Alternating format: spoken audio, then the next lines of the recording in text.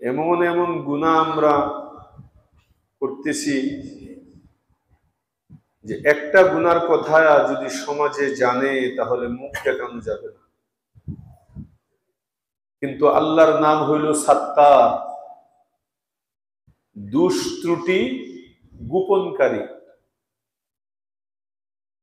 আর আমরা হইলাম গুনাহগার, মন চাইলেই গুনাহ করি। তো আমরা আমাদের কাজ করতেছি আর আল্লাহ আল্লাহর কাজ করতেছি। আমরা আমাদের গুনার মধ্যে লেগেই আছি, আর আল্লাহ সুবহানাহু ওয়া তাআলা আরহামুর রাহিমিন রব্বুল আলামিন তার সত্তারের পর্দা দিয়ে বারবার হাজারবার আপনাকে আমাকে ইজ্জত আব্রুগুলো ডেকে রেখে রাস্তাঘাটে হাটে মাঠে চলার মতো মুখ আল্লাহ তাআলা দান করছে। না হলে বুকে হাত দিয়া বলি আমরা যে আমি যে কি করছি এটা তো আমি জানি, আর কেউ জানুক না জানুক আমি তো জানি। এই জন্য সেই মহান রব্বুল আলামিনের দরবারে শুকরিয়া আদায় করি যে আল্লাহ তোমার দরবারে কোটি কোটি শুকরিয়া, আলহামদুলিল্লাহ। সত্যি তুমি সাত্তারুল উয়ুব, বান্দার মস্ত বড় বড় অসংখ্য অগণিত গুনাহগুলোকে তুমি তোমার মেহেরবানির চাদর দ্বারা, রহমতের চাদর দ্বারা তুমি ঢাইকা রাইখা আমাদেরকে মানুষের চোখে সম্মানের সাথে চলাফেরা তুমি তৌফিক দিতেছ।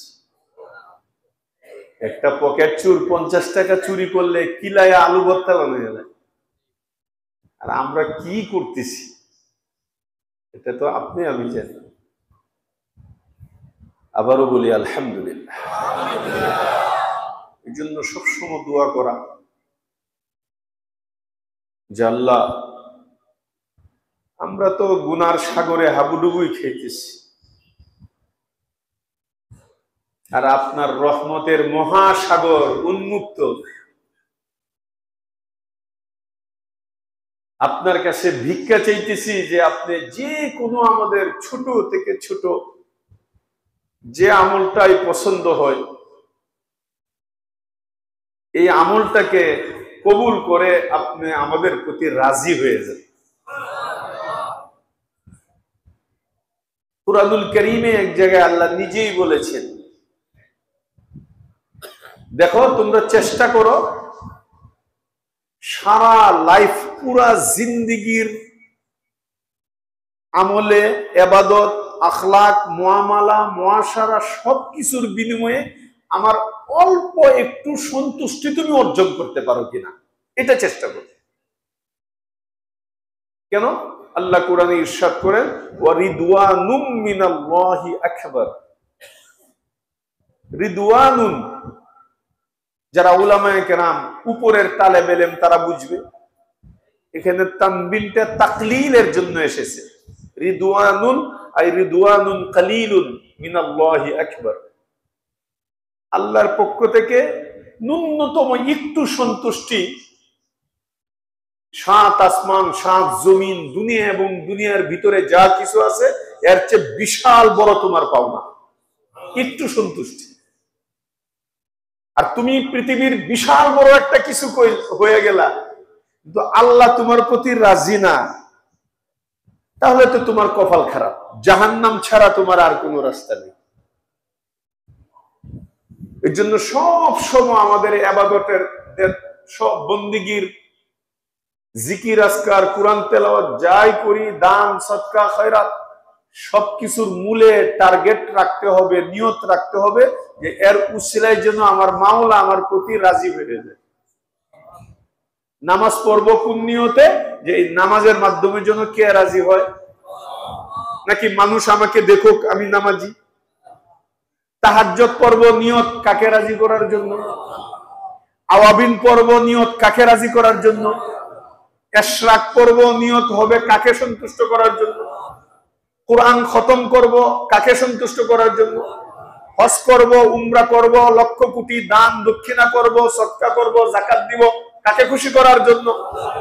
দুনিয়ার কাউকে জানানোর জন্য না, কাহারো সামনে নিজের ইবাদতটাকে প্রকাশ করার জন্য।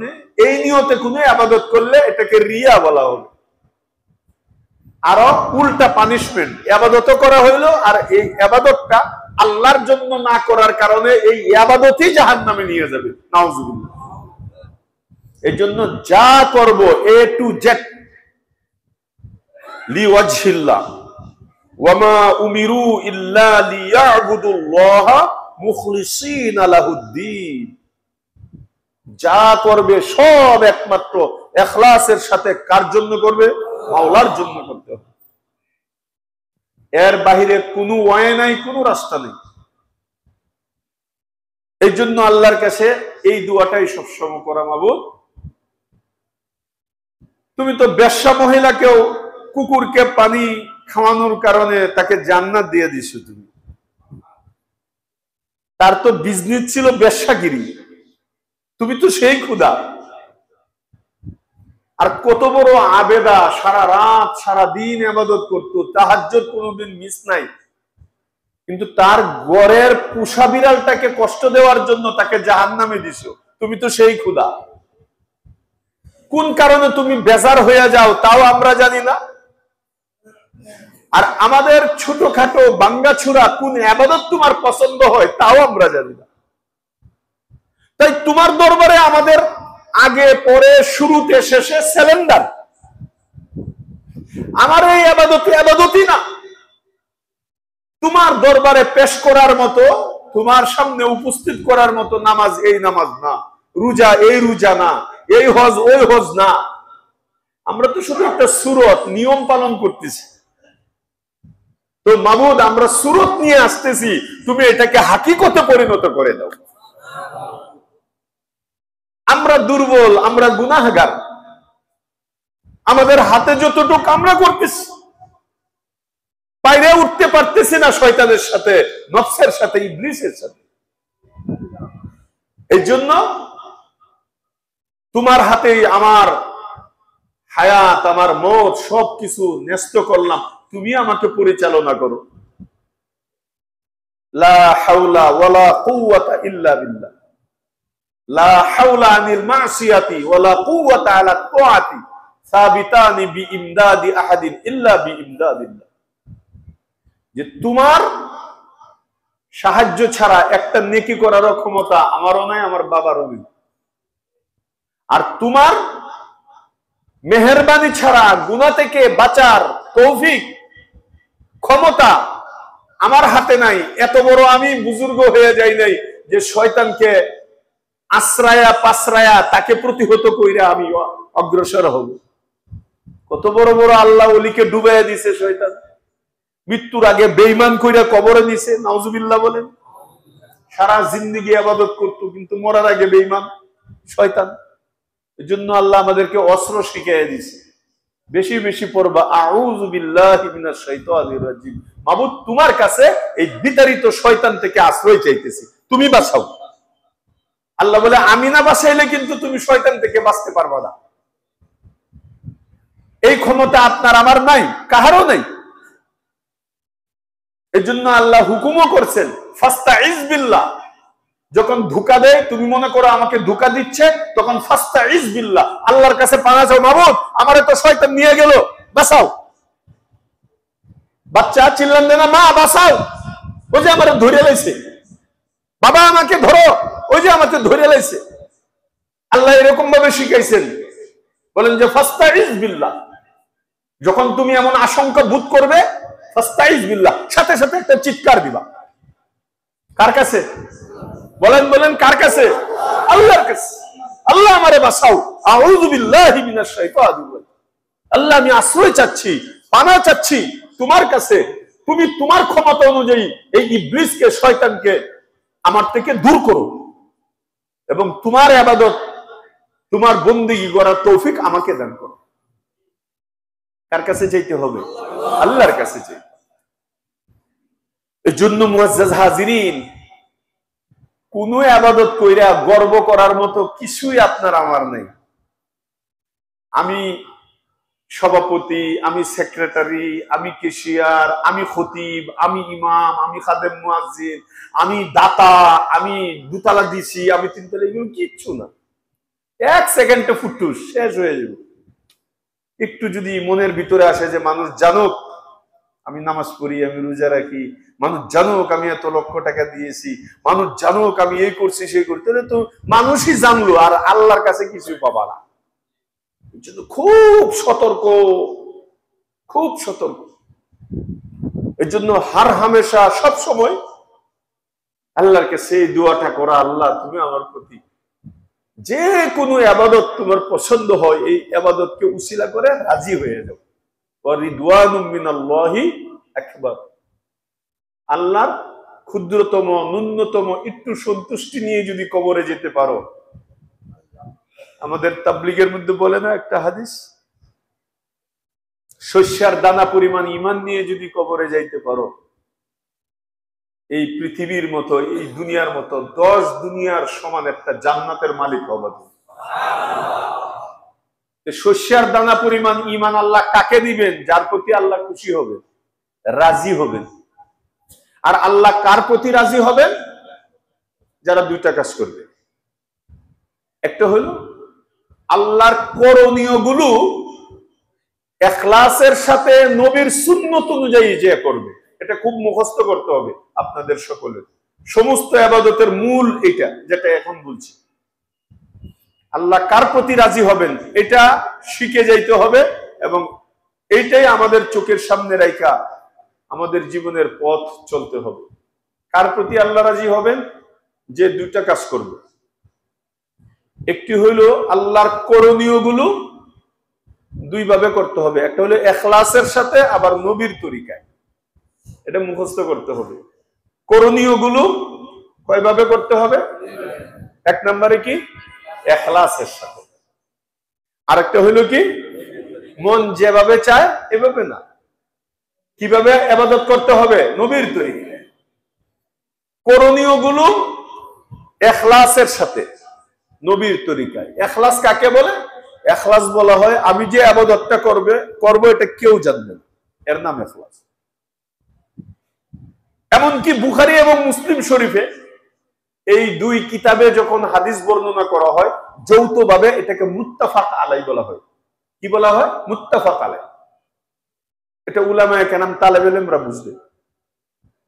তো বুখারী এবং মুসলিমের ইমাম আবু হুরায়রা রাদিয়াল্লাহু তাআলা আনহু থেকে একটা মুত্তাফাক আলাই হাদিস, সাবআতুন ইউযিল্লুহুমুল্লাহু ফি যিল্লি, 7 শ্রেণীর লোককে আল্লাহ আরশের ছায়ার নিচে আশ্রয় দান করবেন, এই প্রসিদ্ধ হাদিসটা। عن أبي هريرة رضي الله تعالى عنه قال قال رسول الله صلى الله عليه وسلم سبعة يظلهم الله في ظله يوم لا ظل إلا ظله إمام عادل وشاب نشأ في عبادة الله ورجلان تحبا في الله اجتمعا عليه وتفرقا عليه ورجل قلبه معلق بالمسجد إذا خرج عنه حتى يعود إليه ورجل دعته امرأة ذات حسب وجمال فقال إني أخاف الله ورجل تصدق بصدقة فأخفاها حتى لا تعلم شماله بما ينفق يمينه متفق عليه। 7 শ্রেণীর আলোচনা করার আজকে টাইম নেই, আমি যে বিষয়টা বুঝাইতে চাচ্ছি, ওই ব্যক্তিকে আল্লাহ যেদিন আল্লাহর আরশের ছায়া ছাড়া আর কোনো আশ্রয় এবং ছায়া থাকবে না, অর্ধহাত উপরে সূর্য এসে যাবে, মগজ টকবক করবে, ওই দিন আল্লাহ ভিভিআইপি ভাবে যে 7 শ্রেণীর লোককে তার আরশের ছায়ার নিচে, আরশের এসির নিচে আল্লাহ আশ্রয় দান করবেন। তার মধ্যে অন্যতম হইল ওই ব্যক্তি যে ইখলাসের সাথে দান করবে। এর অর্থ হইল কি? হাত্তা লা তা'লামু শিমালু বিমা ইউনফিকু ইয়ামিনু, ডান হাতে যে দান করবে বাম হাতও টের পাবে না। এই জায়গার মধ্যে যদি ডুল ফিডাই এবং এলান করার আমি প্রত্যাশী হই, অনেক জায়গায় রাগও করে, হুজুর টাকা কি কম দিছি নাকি? কে ভাই কি হয়েছে? তাই না, আপনি খালি আমার হাজি সাহেব কইছেন, আল হাজ কইলেন নাকি? আমি 3 বার হজ করছি আপনার বাবার টাকায়। ভাই কি অফার হয়েছে? তাই মানুষ একটু জানতে হইব না আমি যে আল হাজ। সব ফুটুস, টাকাও গেল, আপনার আলহাজগিরিও গেল। বুখারী এবং মুসলিমের হাদিস, ডান হাতে এমন ভাবে দান করবে এটাও জানবে না, বাম হাতেও জানবে না। এটার নাম ইখলাস। আর আমাদের আকাবিরদের আকাবির, দেওবন্দের মুরব্বী মুফতি রশিদ আহমদ গঙ্গোহী রহমতুল্লাহ আলাইহি উনি বলতেন, নামাজ শিক্ষা বই থেকে শিখা যায়, হজের গাইড থেকে শিখা যায়, অন্যান্য মাসলা কিতাব থেকে শিখা যায়, কিন্তু ইখলাস এটা কোনো কিতাব থেকে শিখা যায় না। ইখলাস পয়দা হোতা है सिर्फ আল্লাহ ওয়ালু কি সুহবত से। ইখলাস শিখতে হলে যার ভিতরে ইখলাস আছে তার জুতা সিধা করতে হবে, তার সুহবতে যেতে হবে, আল্লাহ ওয়ালাদের দরবারে ভিখারির মতো পড়ে থাকতে হবে। আর ইখলাস ছাড়া সারা জিন্দেগীর ইবাদত ওয়াসার, একটা নেকিও আমলে আসবে না ইখলাস ছাড়া। এই জন্য যতই ইবাদতের কথা আল্লাহ তাআলা বলেছেন, দুইটা শর্ত করছেন, ঈমানাও ওয়া ইহতিসাবা। ঈমানাও ওয়া ইহতিসাবা, ঈমানের সাথে ইবাদতটা করতে হবে এবং ইখলাসের সাথে করতে হবে। এই জন্য আল্লাহ পাক রব্বুল আলামিনের কাছে দোয়া করা যে আল্লাহ, যে ইবাদতটাই করব এর উসিলায় আপনি আমাদের প্রতি রাজি হয়ে যান, আপনি আমাদের প্রতি খুশি হয়ে যান, সন্তুষ্ট হয়ে যান। আর কি বললাম, আল্লাহ কার প্রতি রাজি হবেন? যার ইবাদতের মধ্যে দুইটি জিনিস পাওয়া যাবে। যে ইবাদত করবে ইখলাসের সাথে, ইখলাস তো বুঝলেন, নামাজ পড়ব কেউ দেখুক বা না দেখুক আমার দেখার দরকার নেই, আমি যারে দেখাইতেছি সে আমারে দেখতেছে। দান করব, আমার ঘোষণার দরকার নাই, আমার এলানের দরকার নেই, কেউ দেখুক বা না দেখুক, জানুক বা না জানুক, যাকে খুশি করার জন্য আমি দান করতেছি উনি আমারে দেখতেছে। এটা শুরুতেও থাকতে হবে, মাঝখানেও থাকতে হবে, শেষেও থাকতে হবে, মরার আগ পর্যন্ত থাকতে হবে। এমনও আছে কিতাবে, বুড়া বয়সেও কখনো যদি দিলে আসে, ওই দিন যে 1.5 লক্ষ টাকা দিছিলাম, এলানটা যদি করতো, ওই এক ছুটে তো মানুষ আমার চিনে ফেলাইতো, ওই বুড়া বয়সেও ওইটা শেষ হয়ে গেছে আগে যে দান করছিলাম। এই জন্য হাকিম আখতার সাহেব রহমতুল্লাহ আলাইহি বলেন যে নেকি কর আর দরিয়া মে ডাল, নেকি করো আর সাগরে ফেলাইয়া দাও। এটার কথা মনে রাখবেন, কথা বুঝিনি। নেকি কর আর দরিয়া মে ডাল, নেকি কইরা কোথায় ফেলাইয়া দাও? সাগরে ফেলাইয়া দাও। এটার সাইনবোর্ড বানাইও না, আমি তাহাজ্জুদওয়ালা, আমি হাজি, আমি গাজী, আমি দাতা, তাহলে শেষ। বলেছিলাম না মাঝখানে এক জুমায় 3 শ্রেণীর লোক দ্বারা আল্লাহ জাহান্নামকে উদ্বোধন করছে, তার মধ্যে দাতাও তো আছে, কথা বলে না কেন? আলেমও আছে, কারিও আছে। তাদের কিন্তু মেহনত কম হয় নাই, মেহনত ঠিকই করছে, খালি ইখলাসে গড়বড় হওয়ার কারণে সব শেষ হয়ে গেছে। এর জন্য আমাদের নিয়ত কি হইতে হবে ভাই? যে আল্লাহ, আমি যে ইবাদতটা করব এর উসিলায় তুমি কি আমার প্রতি খুশি হয়ে যাও, আমার প্রতি রাজি হয়ে যাও। নবীর সুন্নত অনুযায়ী করতে হবে এবং ইখলাসের সাথে করতে হবে। আর নবীর সুন্নত বুঝবো কি করে? এই জন্যই নবীর ওয়ারিসরা রয়েছেন, উলামায়ে কেরাম, তাদের কাছে আসতে হবে। হুজুর, আমি একটা ব্যবসা করতে চাই, এখানে নবীর তরিকা কি? আমি নামাজ শিখতে চাই, নবীর তরিকা কি? আমি হজ করতে চাই, এখানে নবীর তরিকা কি? এখন হজটাও একটা পিকনিক হয়ে গেছে অনেক টাকাওয়ালার কাছে। প্রতি বছর যায়, কয়েকদিন ঘরে ঘরে উমরা, ল দুস্ত গুরান দেয়, ওমা গুরান দেয় শব্দ দেখছেন নি? ল দুস্ত গুরান দেয়। আসার সময় মাশাআল্লাহ বিমানবন্দর থেকে নামিয়ে সেফ টেপ কইরা পরে অফিসে আয়া বসে, আবার টেবিলের তলে দিয়ে হাত ঢোকে। ও ভাই, হজ করলেই কি সব হয়ে যায় নাকি? বলেন তো দেখি, যারা জানেন আবু জাহেলের বাড়ি মক্কা থেকে কয়শো কিলোমিটার দূরে ছিল? কথা বলেন। মক্কার সাথে মিয়া 24 ঘন্টা কোথায় থাকতো আবু জাহেল? কাবা শরীফের ছায়ার নিচে। বলে না কেন? কোথায় থাকতো? কাবা শরীফের ছায়ার নিচে। অথচ আবু জেহেল কি এই জমানার সবচেয়ে বড় ফেরাউন, এই জমানার সবচেয়ে বড় ফেরাউন। এই জন্য এটা মনে করেন না হজে গেলেই সব হয়ে গেল, না, শর্ত আছে। হজটা ইখলাসের সাথে হইতে হবে, নবীর তরিকায় হইতে হবে। আপনার হজ, আপনার উমরা ইখলাসের সাথে হয়েছে কিনা এটা বুঝবো কি করে? কেউ টের পাবে না আপনি যে হজ করছেন। শেষ।